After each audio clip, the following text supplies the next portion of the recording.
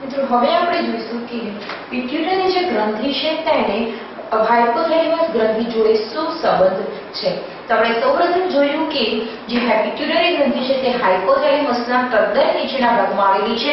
તે આપણે આકૃતિમાં સ્પષ્ટપણે જોઈ શકીએ છીએ કે આ જે નીચેની છે તે પિટ્યુટરી ગ્રંથિ છે અને ઉપર જે ગ્રંથિ છે તે હાઇપોથેલેમસ છે। તેના તદ્દન નીચેના ભાગમાં પિટ્યુટરી ગ્રંથિ આવેલી છે।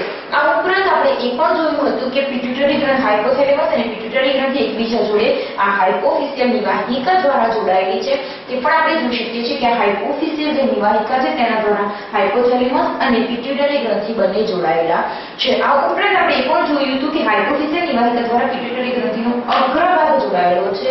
તે પણ આકૃતિમાં સ્પષ્ટ દેખાય છે કે પિટ્યુટરીનો અગ્રભાગ હાઇપોફિસિયલ નિવાહિકા સાથે જોડાયેલો છે। આ ઉપરાંત આપણે હાઇપોથેલેમસમાં આવેલા ચેતાકોષ પણ સ્પષ્ટ રીતે જોઈ શકીએ છીએ અને આપણે એ પણ જોયું હતું કે ચેતાકોષનો અંતિમ ભાગ છે તે હાઇપોથેલેમસમાં પિટ્યુટરી ગ્રંથિમાં ખુલે છે। તે પણ આપણે જોઈ શકીએ છીએ કે ચેતાકોષ લંબાઈને નીચે ફર્સ્ટ પિટ્યુટરી ગ્રંથિ સુધી પહોંચે છે। તો મિત્રો આ હતી વાત અંતઃસ્ત્રાવની અથવા તો હાઇપોથેલેમસ અને પિટ્યુટરી ગ્રંથિ વિશેના સંબંધ વિશેની કે હાઇપોથેલેમસ અને પિટ્યુટરી ગ્રંથિ એકબીજા સાથે કેવી રીતે જોડાયેલી છે। તો મિત્રો હવે આપણે પિટ્યુટરી ગ્રંથિ પછી પિનિયલ ગ્રંથિ વિશેનો અભ્યાસ કરીશું।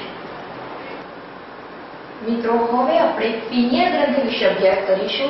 તો પિનિયલ ગ્રંથિ એ આપણા શરીરમાં બે બૃહદ મસ્તિષ્ક ગોળાર્ધની વચ્ચે આવેલા કેલોસમ કાયની નીચે આવેલી છે। મતલબ કે પિનિયલ ગ્રંથિનું સ્થાન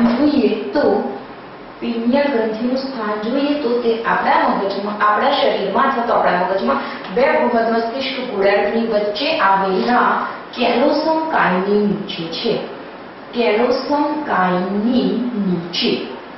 આ ઉપરાંત હવે આપણે તેના સ્થાન વિશેની વાત હવે આપણે જોઈએ તો પિનિયલ ગ્રંથિની રચના કેવી છે। તો જે પિનિયલ ગ્રંથિ છે તે ખૂબ જ નાની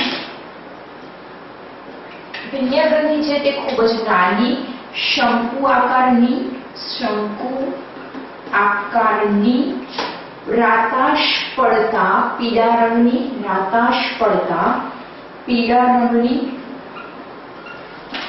નક્કર અને રુધિરવાહિની યુક્ત છે।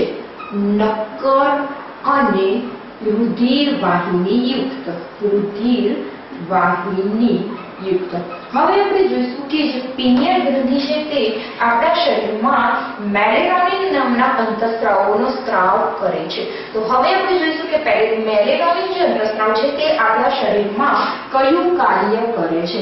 તો જે મેલેટોનિન અંતઃસ્ત્રાવ છે તે આપણા શરીરમાં 24 કલાક દરમિયાન થતી તાણબદ્ધતાનું નિયંત્રણ જાળવવાનું મહત્વનું કાર્ય કરે છે। માટે આપણે તેનું કાર્ય જૈવિક ઘડિયાળ જેવું છે તેવું પણ કહી શકીએ છીએ।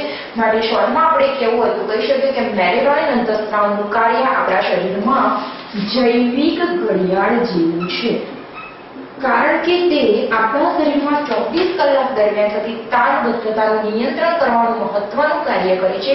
આ ઉપરાંત તે આપણા શરીરમાં ઊંઘવા અને જાગવાના કાર્યનું નિયંત્રણ પણ કરે છે। આ ઉપરાંત તે આપણા શરીરમાં સામાન્ય તાપમાનની લયબદ્ધતા પણ જાળવે છે। આ ઉપરાંત જે મેલેટોનિન અંતઃસ્ત્રાવ છે તે આપણા શરીરમાં સ્વબચાવ, રંગકણ સર્જન અને માસિક ચક્રની નિયમિતતાઓ જેવી કાર્ય સાથે પણ સંકળાયેલા છે। તો મેલેટોનિન અંતઃસ્ત્રાવ છે તે આપણા શરીરમાં ઇન શોર્ટ આપણે કહી શકીએ કે જૈવિક ઘડિયાળ જેવું કાર્ય કરે છે। એટલે કે 24 કલાક દરમિયાન આપણે જે તાલબદ્ધ રીતે કાર્ય કરી શકીએ છીએ તે મેલેટોનિન અંતઃસ્ત્રાવના કારણે કરી શકીએ